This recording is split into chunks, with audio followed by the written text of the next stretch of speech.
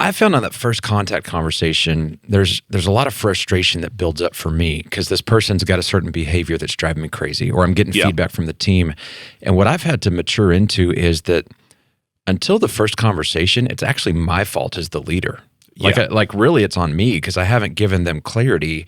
Right. And for a long time, I don't know why, I think it's common with leaders, we assume people know, or we assume they can read our mind. Yeah. And it is often the case, you give that first conversation and they go, oh, I just didn't know. Yeah. And it's a good example of when we weren't being clear on expectations. Right.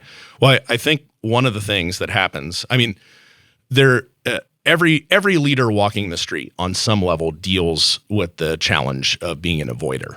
Like every human walking the street deals with the challenge of being an avoider. And I think one of the greatest challenges for us as leaders is to start to overcome that, right?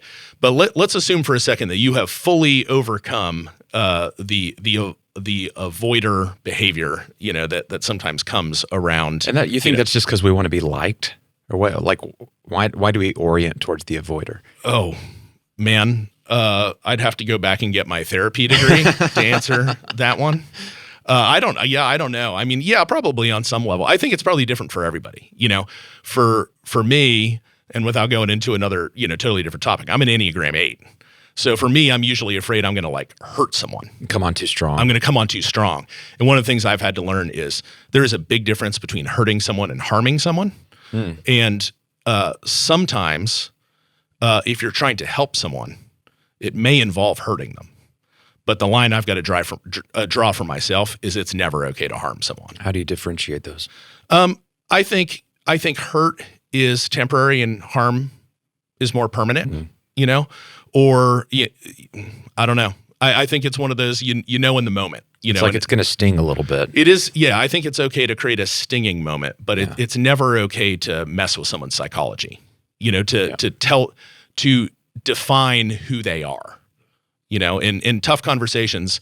I actually had an experience in my early 20s when I had started a business, and I had an investor tell me that I'm just not cut out to be an entrepreneur. It was really none of his business to ever say that. Wow. If it would have been appropriate for him to say, like, I don't think you're at a stage of life right now because you're 21 that you're ready to be an entrepreneur that works with investors. That would have been okay. Because the other one was about your identity. Right. It's about my identity. Your core. I actually, probably still when I was in my late 20s, maybe early 30s, in one of my early kind of senior leadership jobs, I had a CEO say to me, I feel like I'm just asking you to be 6 inches shorter. It's something that you can't do, And I don't know if that's really over the line, but it was close. It was one of those things where it caused me to question, like, am I in the wrong line of work? Are my dreams misaligned with reality? Like, those are the kinds of things that I don't want to induce with somebody, especially people that I might not have a super close relationship with, which depending on the size of your organization, sometimes you're having hard conversations with people you've only met once or twice, But that hurt harm thing, it is a little hard to define, where the line exists between those two things.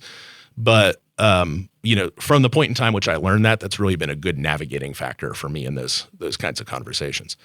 So it sounds like you're saying there's a couple things going on here. As leaders, we have to have the courage to mature out of just being an avoider. Right? Yeah. We have to lean into this stuff. This is our job. Yeah. And the posture that we have as we go into it, it's important that we're not going to say things that are harming this person.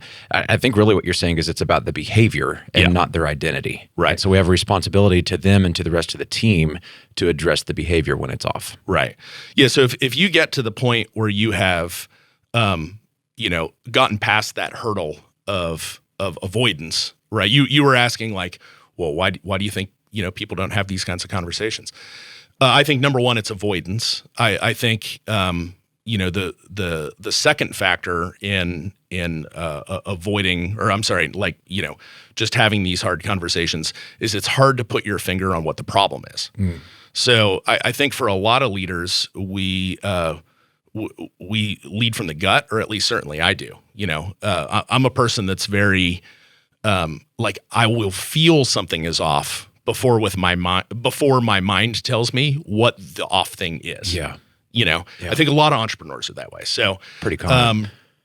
So if I'm in a situation where I'm feeling like something is off, it can, unless I intentionally put myself through the exercise of really defining what the problem is in clear terms, of course I'm going to kind of avoid the conversation a little bit, because what am I going to do? Get in a room with a person and say like, there's just some stuff that really doesn't feel right, and I think it's putting your job at risk. And they look at me in the eyes and say, well, what do I need to change? And my only answer is like, I don't know, just, stop making me feel weird. It's not, there's a point where you can be vague enough as a leader where it kind of almost becomes abusive behavior, So I really think the first thing you got to do is get really clear about what the problem is. Yeah, this is the biggest step that I've struggled with, because I'm very much am a feeler, like my intuition and gut instincts.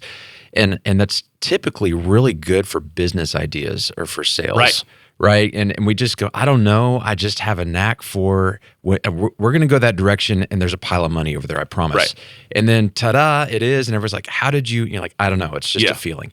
But when we're doing this with giving feedback, it's very unfair to team members, because there's nothing concrete for them to then go take action on. Right. It's the classic situation of the greatest gift you have can also be the exact opposite of a gift, where, the ability to like move through ambiguity and tolerate ambiguity in your entrepreneurism or in your pursuit of an idea or in your business model, sometimes can be a gift, because it allows you to be flexible.